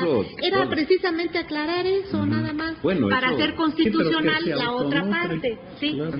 para hacer constitucional lo que ustedes dijeron, yo prometí agregarlo. Entonces no hay nada más que No hay aclarar. nada más que agregar. Señor Un ministro orden, Cosío. no sé si esta parte la pondría la señora ministra. Había un orden de prelación que había señalado ella de cómo se paría. Yo creo que si quitamos ese orden de prelación, que es donde nos generaba algunas dificultades ¿Te lo algunos, puedo quitar? y dejamos nada más la determinación del fondo, Sí. yo con eso estaría de acuerdo, señor Sí. presidente. Entonces, nuevamente, de No, sí. manera... Perdón, señor Yo ministro. quisiera hacer un voto expreso. Perfecto. Entonces lo hacemos en votación nominal con las reservas y modalidades que cada uno de los señores ministros quieran. Proceda, señor Sí, secretario. señor ministro Con Aguirre el Anguiano. propositivo del proyecto, por lo que este segmento de la norma toca y por diversas consideraciones. Señor ministro Yo con Cosío el Díaz. proyecto modificado que somete a nuestra consideración la señora ministra. Señora ministra Luna Ramos. Yo, como haré el engrose, someto el proyecto a la consideración con las modificaciones que aceptaron por unanimidad los señores ministros. Y si no tiene inconveniente el señor ministro Aguirre, yo me uniría a él al voto concurrente por las otras razones. Muy bien, muchas gracias, qué gusto. Señor ministro Franco González Salas. Con el proyecto modificado. Señor ministro Góngora En Pimentel. el mismo sentido. Señor ministro Budiño Pelayo. Con el proyecto modificado.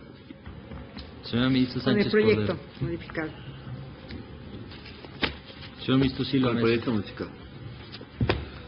Señor ministro Ortiz Mayagoite. Voto también en favor del proyecto modificado. Señor ministro presidente, me permite informarle que existe unanimidad de 9 votos a favor del proyecto modificado con las salvedades de los señores ministros Aguirre Anguiano y Luna Ramos. Es decisión entonces. ¿Tiene usted redactados los nuevos propositivos en atención al sobreseimiento alcanzado en la primera parte de esta discusión? Sí, señor, los mandó el los señor tiene. ministro Valls en un alcance ¿Cómo y aquí los quedarían, tengo a la señora mano. ministra? Sí, señor. queda, por lo anterior, primero, es parcialmente procedente y infundada la presente controversia constitucional. Segundo, se sobresee la presente controversia constitucional respecto de la fracción quinta y último párrafo del artículo 115 de la Ley Orgánica del Poder Judicial del Estado de Baja California Sur, contenida en el decreto 1650 de fecha 12 de diciembre de 2006, publicada en el Boletín Oficial del Gobierno del Estado el 31 de diciembre de dicho año. Tercero, se reconoce la validez de la fracción primera del artículo 115 de la Ley Orgánica del Poder Judicial del Estado de Baja California Sur, contenida en el decreto 1650 de fecha 12 de diciembre de 2006, publicada en el Boletín Oficial del Gobierno del Estado el 31 de diciembre de dicho año. A consideración de los ministros, ¿alguna observación a los puntos? No habiendo ninguna observación a los puntos, declaro resuelto este asunto en los términos de los propositivos que se han leído y conforme a las votaciones parciales de las que oportunamente dio cuenta el secretario. Señor ministro Aguirre. Muchas gracias. Solamente para anunciar a los señores ministros que haré un voto consecuente con las reservas de consideraciones, al cual se va a sumar la señora ministra y por lo tanto será de... Tome nota, señor secretario. Les propongo que hagamos... perdón, señor ministro. Porque haré voto particular. Tome nota, señor secretario. Les propongo que hagamos nuestro receso en este momento, antes de iniciar un nuevo asunto. Yo lo firmo, el voto del señor ministro. Se encuentra todo dispuesto para que continúe la sesión ordinaria del Tribunal Constitucional de nuestro país, que en este momento iniciará con el análisis de una acción de inconstitucionalidad, la número 119, diagonal 2008, promovida por asambleístas de la cuarta legislatura de la Asamblea del Distrito Federal. Un asunto importante respecto de la Ley de Protección a la Salud de No Fumadores. En este momento damos paso. Se reanuda la sesión, señor secretario, sírvase de dar cuenta con el siguiente asunto. Sí, señor ministro presidente. Se somete a su consideración el proyecto relativo a la acción de inconstitucionalidad 119 diagonal 2008, promovida por diputados de la cuarta legislatura de la Asamblea Legislativa del Distrito Federal en contra de la Asamblea Legislativa y del jefe de gobierno de esa entidad federativa, bajo la ponencia del señor ministro Góngora Pimentel. El proyecto propone, primero, es parcialmente procedente pero infundada la presente acción de inconstitucionalidad. Segundo, se sobresee respecto del decreto por el que se reforman, adicionan y derogan la Ley de Protección a la Salud de los No Fumadores en el Distrito Federal y la Ley para el Funcionamiento de Establecimientos Mercantiles, publicado el 4 de marzo de 2008 en la Gaceta Oficial del Distrito Federal. Tercero, se reconoce la validez del decreto por el que se reforman y adicionan diversas disposiciones de la Ley de Protección a la Salud de los No Fumadores en el Distrito Federal, publicado el 3 de octubre de 2008 en la Gaceta Oficial del Distrito Federal. Y cuarto, publíquese esta sentencia en el Semanario Judicial de la Federación y su Gaceta. Tiene la palabra el señor ministro Góngora Pimentel para la presentación de este asunto. Gracias, señor presidente.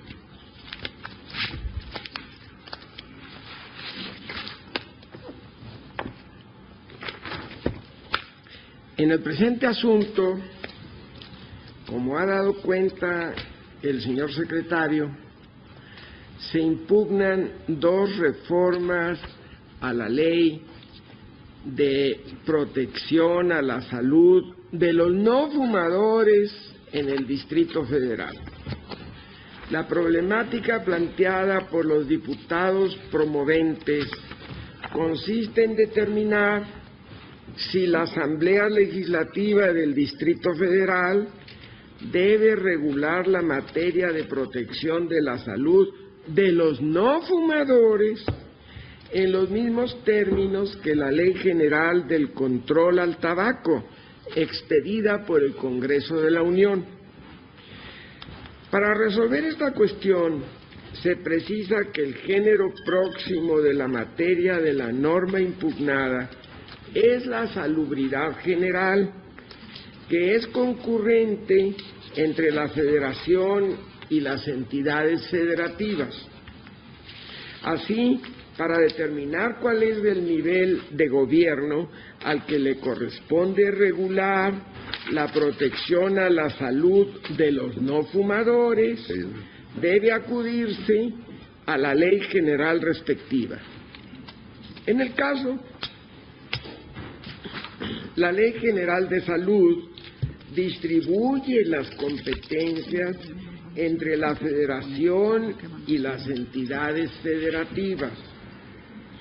Dicha legislación establece que los programas de prevención, orientación, control y vigilancia en materia de nutrición, enfermedades respiratorias, enfermedades cardiovasculares y aquellas atribuidas al tabaquismo corresponden a las entidades federativas, dentro de las que se encuentra el Distrito Federal.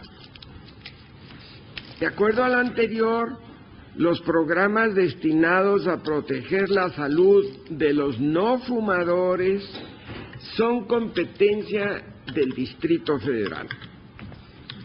Ahora, debe recordarse que esta entidad cuenta con dos organismos legislativos, ya que en la distribución de competencias entre ambos, las facultades tasadas pertenecen a la Asamblea Legislativa y las residuales al Congreso de la Unión.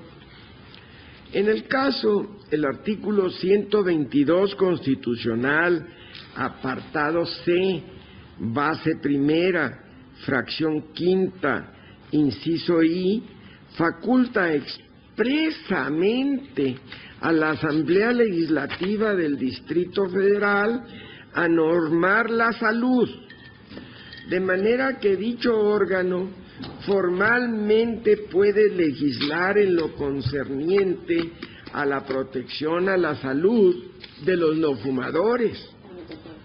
Sin embargo, esto no significa que esta competencia sea ilimitada. Tiene límites, tiene como límites a la Constitución y la Ley General como parámetros de constitucionalidad, tomando en cuenta que las leyes generales o leyes marco establecidas por el Congreso de la Unión son bases legislativas que no pretenden agotar en sí mismas la regulación de una materia, sino que buscan ser la plataforma mínima desde la que las entidades puedan darse sus propias normas, tomando en cuenta su propia realidad social. Si las leyes locales no pudieran hacer innovaciones respecto a la ley general, no tendrían razón de ser. Se limitarían a repetir lo establecido por el legislador federal, lo cual resulta carente de sentido. Las entidades federativas pueden aumentar las obligaciones o las prohibiciones que hace una ley general en materia de salubridad. Lo que no pueden es reducir las obligaciones o prohibiciones, pues se haría nugatoria la ley general. Asimismo, están facultadas para imponer las sanciones al incumplimiento de las obligaciones que ella misma establezca, en tanto la sanción es un consecuente normativo de la obligación. De esta forma, el decreto por el que se reforman y adicionan diversas disposiciones de la Ley de Protección a la Salud de los No Fumadores en el Distrito Federal, publicado el 3 de octubre de 2008 en la Gaceta Oficial del Distrito Federal, por el cual se reformó el artículo 31 de la Ley de Protección a la Salud de los No Fumadores en el Distrito Federal, no adolece de insuficiente regulación. ya que no existe obligación de la Asamblea Legislativa de adecuar lo relativo a los espacios libres de humo de tabaco a lo dispuesto por la Ley General, ya que en los términos en que está regulada actualmente la cuestión, la legislación local amplía la protección mínima garantizada por la ley marco. Estaré, señores ministros, muy atento a sus observaciones. Señora ministra Sánchez Cordero. Pero primero va todos los temas previos. Gracias, presidente. Gracias. Para seguir nuestro acostumbrado método, consulto a los señores ministros si estamos todos de acuerdo con la competencia de este Tribunal Pleno para resolver este asunto. Creo que nadie está en contra de esto, lo estimo superado. En el tema de oportunidad de la demanda, el proyecto hace dos proposiciones.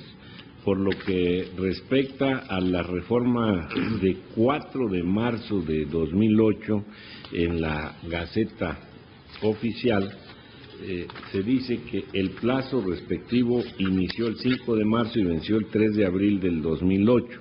Por lo que si los promoventes presentaron su escrito de demanda el 3 de noviembre de 2008, esta es extemporánea y la consecuencia es sobreseer por cuanto hace a dicha reforma. ¿En esto habrá alguna opinión en contra de los señores ministros?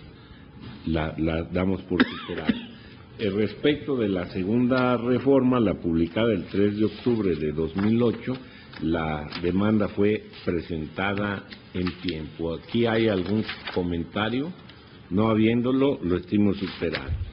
En el tema de legitimación, se reconoce que el número de diputados de la Asamblea Legislativa del Distrito Federal conforman más allá del 33% que exige la Constitución y que sí tienen legitimación. ¿En esto habrá comentarios? No habiéndolas, lo estimamos superado. En las causas de improcedencia se contestan las dos que plantea el jefe de gobierno del Distrito Federal. Negó la existencia de la reforma y quedó demostrado que sí existe, y por otro lado el siguiente argumento es de que en el caso se impugna una omisión legislativa. En el proyecto se da respuesta en el sentido es que no se trata de una omisión, sino en todo caso de una regulación deficiente, es lo que se aduce para desestimar las causas de improcedencia. En estos dos temas habrá opinión contraria al proyecto por parte de alguien, no. Ahora bien, al discutir recientemente un asunto, una acción de inconstitucionalidad, se volvió a reciclar y a discutir si en acción de inconstitucionalidad es posible el estudio de violaciones indirectas a la Constitución. Aquí se pretende comparar la ley local del Distrito Federal con la ley federal y toda la argumentación va en que como no se ajusta con la ley federal, se viola la Constitución de manera indirecta. Creo que hubo votación dividida en la última acción de inconstitucionalidad. No sé si el señor secretario tenga recuerdo de esto. Los ministros que votaron en el sentido respectivo no, pero fue una mayoría que no alcanzó los 8 votos. ¿En qué sentido? ¿De que en el sí sentido de que no es posible estudiar violaciones indirectas en una acción de inconstitucionalidad. Esto es muy importante, porque si aquí decimos que no es posible el estudio de violaciones indirectas, hasta aquí nos quedaríamos, ¿no? ¿Alguien tiene opinión en este aspecto? Ministra Luna Ramos. Gracias, señor presidente. En la ocasión anterior que se había discutido este asunto, se trajo a colación una tesis que se había sostenido por este pleno, en el que se determinaba, bueno, se había platicado por algunos de los señores ministros que esto se había sostenido en controversia constitucional, que ahí sí se había determinado que podía darse la violación indirecta de garantía, bueno, de artículos constitucionales.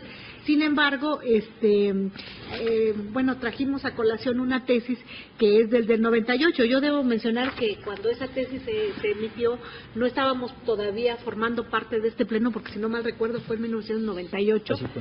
No habíamos formado parte de este pleno, ni el ministro Cosío, ni el ministro Franco, el ministro Valls y yo. Sin embargo, en esa ocasión se aceptó la aplicación de la tesis por mayoría de votos. Ahora, no sé si con la conformación actual de este pleno, al votarse se alcanzara la mayoría suficiente. Señor ministro Budín. Sí, en el presente caso, creo que esto ameritaría mayor reflexión porque se trata del régimen del Distrito Federal, y el régimen del Distrito Federal tiene un régimen especial respecto a todas las demás entidades, que es lo relativo al 122, y de eso se ocupa el proyecto. Yo quisiera solicitar si me dieran tiempo para reflexionar respecto a si aquí hay un tema realmente de constitucionalidad o no. Muy bien. Sí, señora ministra. Muchas gracias. Sí. Precisamente en la intervención, yo voy a solicitar la palabra para hacer mi intervención, y precisamente, bueno, independientemente de hacer una felicitación especial al señor ministro y a su equipo de trabajo, porque hace un excelente estudio muy amplio sobre las facultades concurrentes y concluye, obviamente, que la Asamblea Legislativa es competente para emitir esta norma. Lo cierto es que el proyecto me genera ciertas dudas, y es lo que yo quería comentar. Es decir, yo pretendo con esta intervención reconducir el asunto hacia una interpretación directa al artículo 4 constitucional en materia de acceso a la salud. Entonces, esta sería una situación personal que yo estoy planteando. ¿Cómo?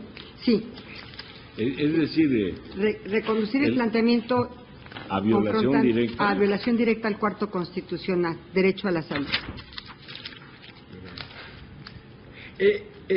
El problema planteado es competencia. Claro, sí. Ese es el problema planteado. Y pero desajuste a la ley federal que se estima de jerarquía superior. Sí, Señor ministro Cosío. Sí, el problema, señor presidente, es que efectivamente las impugnaciones son al 16 y al 133. En cuanto al 133 tenemos un problema muy serio que hemos resuelto en una ley de seguridad pública por una parte, y en el otro caso cuando analizamos la jerarquía de tratados con relación a las leyes generales. Yo pienso que por el 16, efectivamente, yo sostengo este criterio. Me cuesta mucho trabajo hablar de acciones de inconstitucionalidad por violaciones indirectas, porque esto creo que no está diseñada para eso la acción de inconstitucionalidad. Sin embargo, en el 133 me parece que es donde se va a presentar el problema, inclusive el que alude la señora ministra.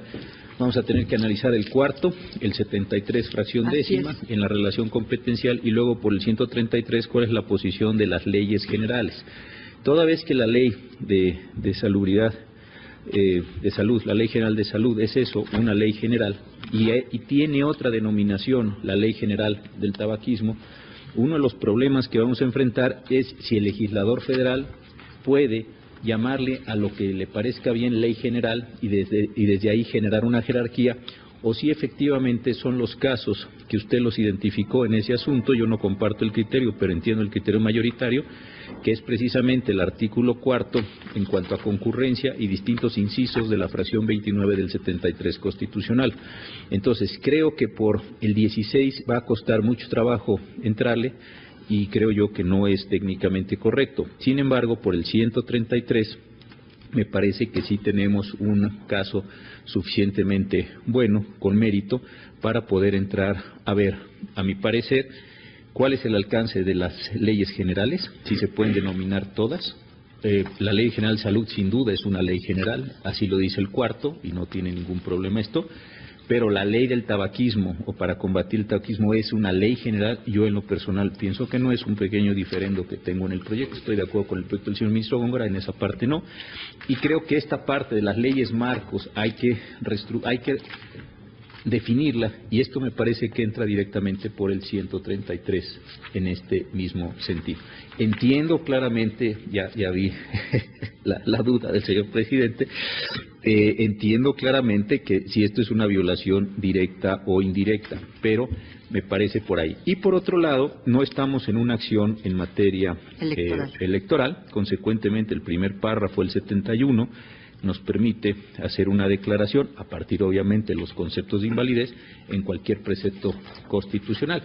Entonces, creo yo, en principio, que sí hay elementos suficientes, no por una violación indirecta, simplemente porque la autoridad no es competente, etcétera, sino por una construcción un poco más amplia del orden jurídico de mérito para entrarle a esta discusión. Como quiera, sigo advirtiendo de interés el planteamiento de si nos ocuparemos o no de violaciones indirectas, porque el proyecto contesta las violaciones indirectas de que no se acata la ley federal y da una solución apreciable desde mi punto de vista, correcta, pero a condición de que estemos en aptitud o facultados para el examen de violaciones indirectas.